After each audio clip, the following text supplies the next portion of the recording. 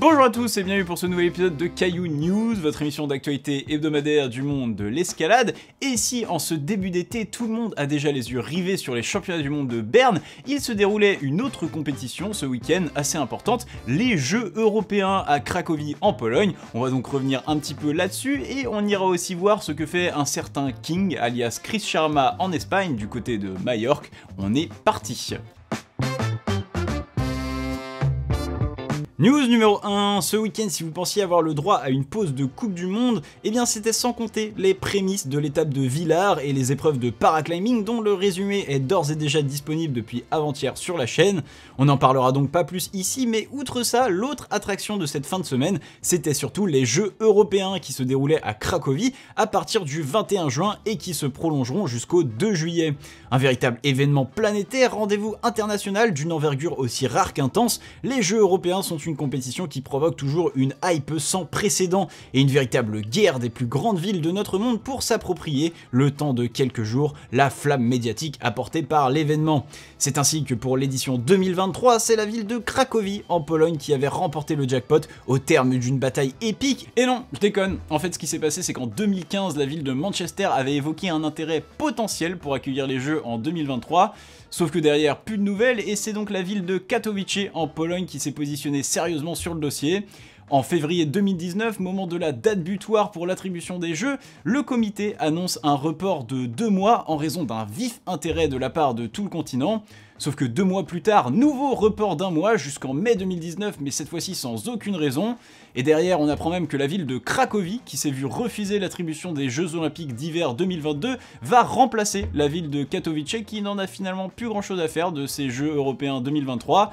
Et enfin, en mai 2019, on apprend que l'attribution des Jeux revient à la ville de Cracovie, étant la seule ville à avoir envoyé sa candidature. Un vif intérêt de la part de tout le continent donc. Enfin bref, vous l'aurez compris, si vous ne connaissez pas cette compétition, ce n'est pas bien grave, et pour cause, elle est aussi très récente. Organisée pour la première fois en 2015, cette épreuve rassemble une vingtaine de sports, dont les fameux football sur plage ou le sambo, un art martial russe. Et si cette quinzaine de festivités sert à certains d'entre eux de championnat d'Europe, pour nous, l'escalade, c'est surtout le moment d'observer une dimension parallèle, où Alexandra Miroslav ne remporte pas une compétition de vitesse par exemple. Véridique, la polonaise recordwoman du monde est invaincue en compétition internationale depuis les championnats du monde de 2021, soit presque 2 ans, est tombée à domicile et face à sa compatriote Natalia Kaluka, avec un temps de 6,63, un peu en dessous de ses standards habituels contre 6,57 pour la jeune polonaise, qui bat par la même occasion son record personnel. Enfin, dans les autres catégories de ces jeux, malgré des effectifs remaniés pour tous les participants, nos Français auront bien répondu présent. En vitesse masculine, le tricolore Marceau Garnier effectue une magnifique performance en s'immisçant à la 2e place de la compétition, ne perdant qu'en finale face à l'Autrichien Lukas Knapp. En difficulté masculine, c'est le Français Diego Fourbet qui récolte l'or, lui aussi une prise devant son dauphin, mais surtout une prise devant ses 4 poursuivants, tandis que chez les femmes, Camille Pouget monte elle aussi sur la première marche du podium, une petite prise devant notre autre française Zelia Havzou, pourtant pas spécialiste de la discipline. Une Zelia Havzou on fire cette semaine puisqu'elle remportera dès le lendemain l'épreuve de bloc, alors que Thomas Lemagné, lui, remportera la compétition masculine. Un total de 4 médailles d'or sur 6 disponibles, plus 2 en argent, c'est ce qu'on appelle une sacrée moisson pour nos Français, qui, même si le monde regarde ailleurs, auront su attirer le feu des projecteurs sur eux. News numéro 2, si les retraites sont un sujet tendu en ce moment, un qui n'y pense absolument pas, c'est bien le King Chris Sharma. À 41 ans, l'américain a libéré un peu plus tôt dans l'année la voie Sleeping Lion 9B+, en faisant de très loin le grimpeur le plus âgé à libérer une voie de cette cotation. Et bien après cette performance de longue haleine, il semblerait que Chris ait eu besoin de retourner à son autre grande passion de l'escalade, le Deepwater. Car oui, sachez que lorsque la mer fricote avec le rocher, le King n'est jamais très loin et il fut d'ailleurs le principal protagoniste de la popularisation de cette discipline dans les années 2000. Enfin bref, cette fois-ci c'est avec une aventure encore plus simple que l'américain fait parler de lui, quelques amis, quelques vivres, 2 kayaks, et c'est parti pour 5 jours à explorer en détail la côte majorcaine et y repérer les meilleurs sites de Deepwater. Une aventure qu'il nous compte en vidéo sur sa chaîne YouTube. Ici on ne parlera pas performance, mais simplement images à couper le souffle, réflexion sur l'essence de la grimpe, et quelques jetés à 10 mètres de haut sans sécurité quand même, ce qui revient à une certaine performance, je l'admets. Enfin bref, s'il ne vous faut qu'une raison pour aller voir cette vidéo, c'est qu'elle transpire le king. De la bonne grimpe, des arches impressionnantes, du bon reggae des familles et des transitions qui sentent très fort les années 2000. C'est Majorcan Rhapsody et le lien est en description. News numéro 3, une news très courte pour suivre un dossier de la semaine dernière. On avait alors parlé du mystérieux post du Britannique Aidan Roberts concernant son nouveau projet. Un post bourré de superlatifs nous faisant miroiter un bloc avec une cotation extrême. Et bien cette semaine, Aidan en a remis une couche en publiant la deuxième partie du post.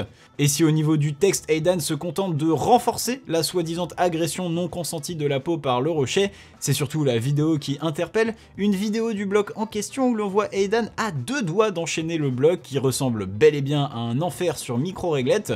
Alors quelle cotation pour ce Midnight Project? Rendez-vous probablement à l'automne et au retour des bonnes conditions pour en savoir plus. Dans le reste des news maintenant, je ne sais pas si vous en rappelez, mais en février dernier, je m'étais un peu moqué de la très modeste ville de Sartilly qui accueillait les championnats de France jeunes de bloc.